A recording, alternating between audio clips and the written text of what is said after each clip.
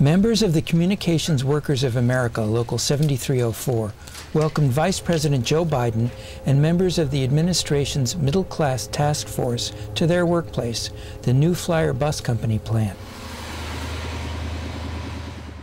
The town meeting highlighted how the economy can be revitalized not only by green technologies, but by fairly paid workers who have a voice on the job, advantages a union provides. We're standing here today under the roof of a true American success story, a story about a company that amid all the economic turmoil, all the downturn, has in fact been able to not shut down but raise up, able to add to your ranks another 100 employees last year, and as my grandfather would say, with the grace of God and the goodwill of the neighbors, going to add a lot more employees. Well, one company that's seizing opportunities is New Flyer Industries, our host today, and a major economic presence in the St. Cloud area. The company employs 650 workers here, as well as 300 more in Crookston. New Flyer is not only the leading manufacturer of heavy-duty transit vehicles in Canada and the United States, it's also a leader in transit innovation and low-emission alternative fuel vehicles. The company has prepared for the future, which has allowed it to continue growing despite the current economy. Let me tell you a little about this great story called New Flyer. We trace our roots back 79 years. Some very, very exciting things and also some difficult times over the years. But in the end, and now, New Flyer has built over 20,000 buses since 1930. Last year alone, we delivered 2,164 buses, up 8% from the previous year. We have the leadership of our local labor partners, the Communication Workers of America, and specifically our local president, Dave Rock. To me, it's a wonderful thing for the union to be part of this wonderful growth that we have in New Flyer. At the request of workers, the management of the St. Cloud plant agreed to forego the lengthy and often contentious National Labor Relations Board elections process, and instead agreed to recognize the union if a majority of employees signed cards asking the CWA to represent them. In about 2002, CWA was basically recognized by New Flyer because New Flyer pretty much opened up the door to us and said, come on in, realizing that, you know, we work very well in the Crookston plant and had a pretty good long-term relationship with them there. It was just voluntary recognition. They, you know, we got the cards out, we got 50%, you know, plus one.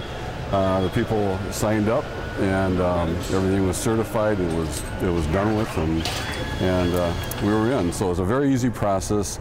The company stayed totally neutral throughout the process, and certainly knew that, again, what we had in Crookston, to bring it into here, we pretty much got the same contract that they did as a first contract. And anybody will tell you it's negotiated contracts. That just doesn't happen. So it was a real good venture, and we're real proud to be part of New Flyer.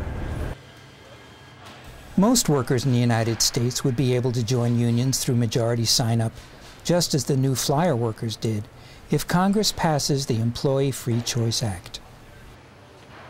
Certainly, with Employees Free Choice Act, I mean, to move forward with that, I think more employers will find out that this is a good thing for everybody. It gives people the right to choose. My feeling toward the union, I wasn't real sure about what it was and how it worked, but then that's how I got involved. I says, you know, if this is going to work for me, I need to get involved, and that's how I came to be where I'm at right now, to get involved in what was going on here, and from there it's just taken off. Even when we're having these kind of economic problems, because in fact the union's never been a liability, it's been an asset. And that's why we've managed to, you know, do what we're doing today, to have these kind of things when everybody else is failing. It's the professionalism, it's the camaraderie, and it's the, you know, the members that continue to make those buses roll out the door every day. So, you know, we're having a really good run here. We have our disagreements from time to time, but it doesn't ever get in the way of production. We work well together. Labor management is a wonderful thing too. We have labor management meetings here at New Flyer, St. Cloud once a month, and also up in Crookston. And along with developed safety committees, safety is #1 at New Flyer, and we try to push that as much as we can as union members. Today we're in the enviable position in our economy and our challenging times to be one of a handful of companies that is not only retaining jobs, but is hiring people. 100 new jobs alone just here in Minnesota in the past year. A lot of employers, for one thing, they don't understand unions, don't understand it, and I think because of that, there's the fear.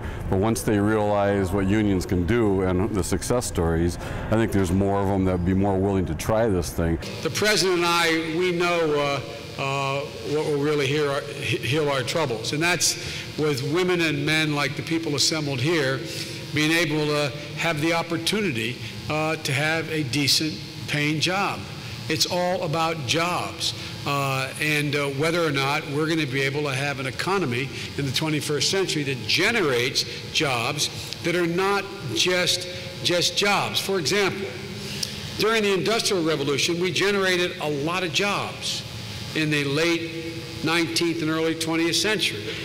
But it wasn't until we had minimum basic human rights and requirements and decency attached to how those jobs had to be compensated.